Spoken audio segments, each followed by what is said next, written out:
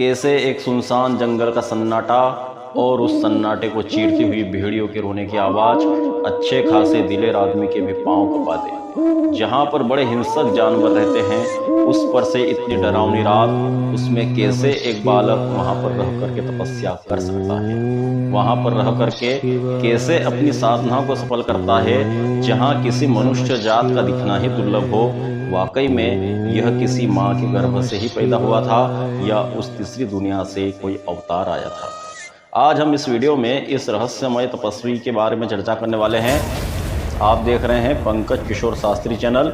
चलिए अब करते हैं काम की बात। इस वीडियो में आगे बढ़ने से पहले अपने इस चैनल को सब्सक्राइब अवश्य कर लें और बेल आइकन जरूर दबाएं, जिससे आपको हमारे हर नए वीडियो का नोटिफिकेशन मिलता रहे।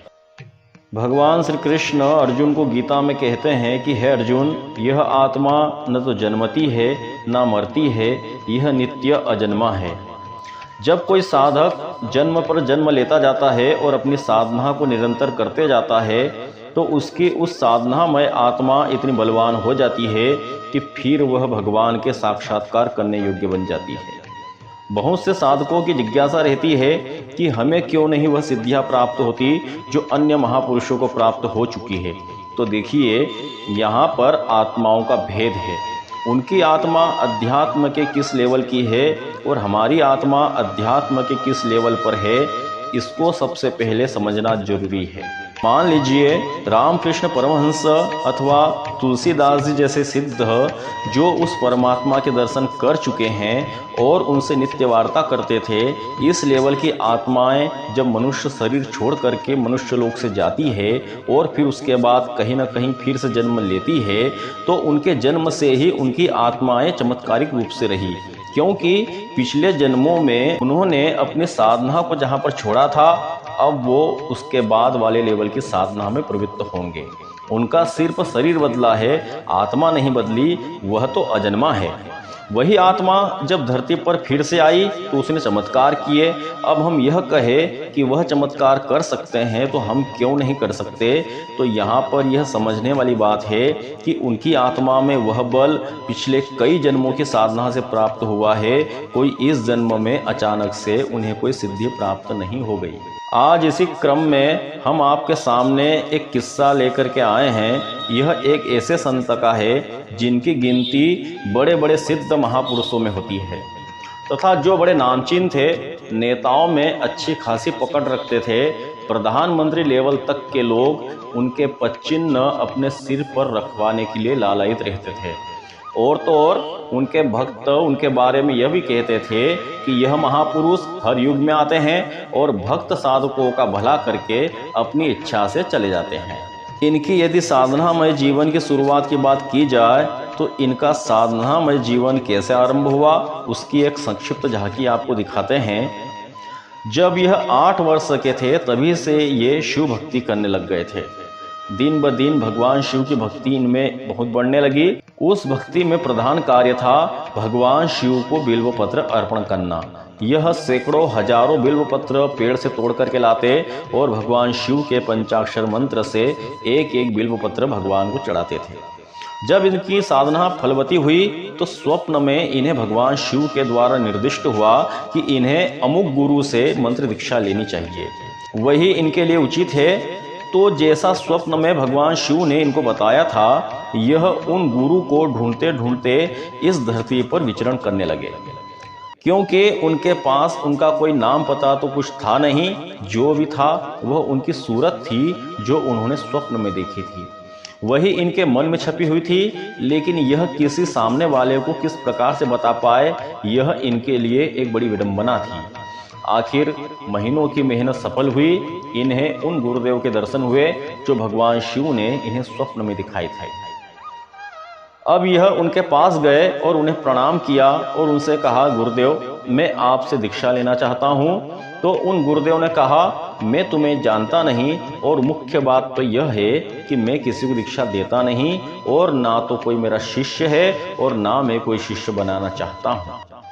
इतना कह करके गुरुदेव वापस अपनी कंदरा की तरफ मुड़े और अपनी कंदरा में चले गए।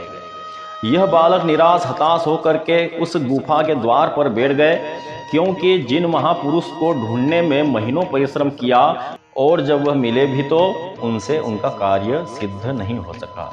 शाम हो गई थी लेकिन वह वहीं पर बैठे रहे। दिन भर की थकावट की वजह से वहीं बैठे बैठे इनकी आंख लग गई।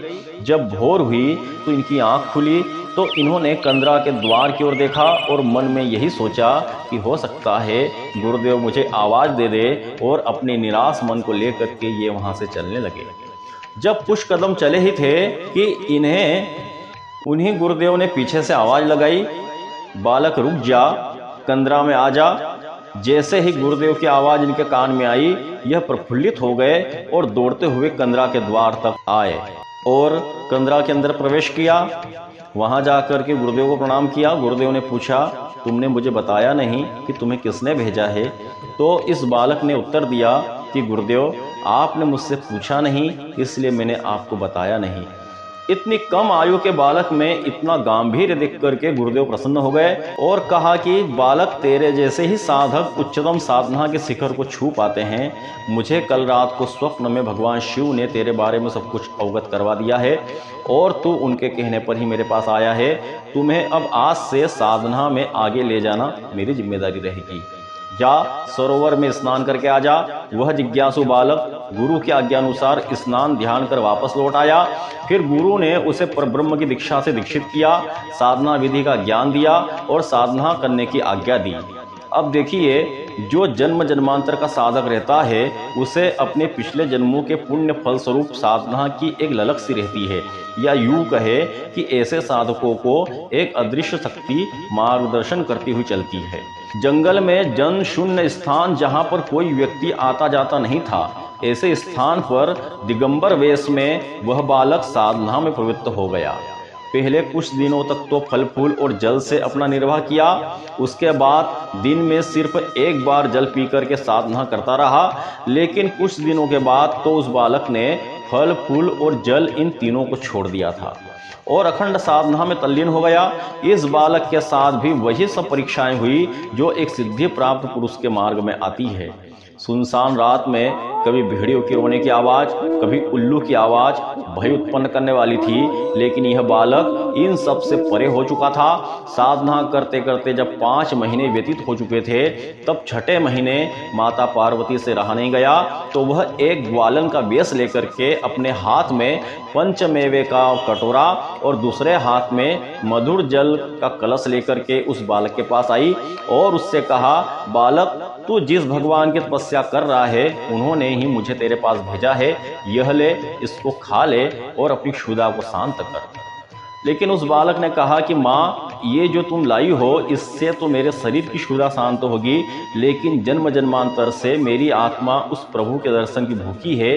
जब तक मैं उनके दर्शन नहीं कर लूँगा तब तक मैं इस शरीर की क्षुधा को शांत नहीं करूँगा, चाहे मेरे प्राण ही क्यों न चले जाए।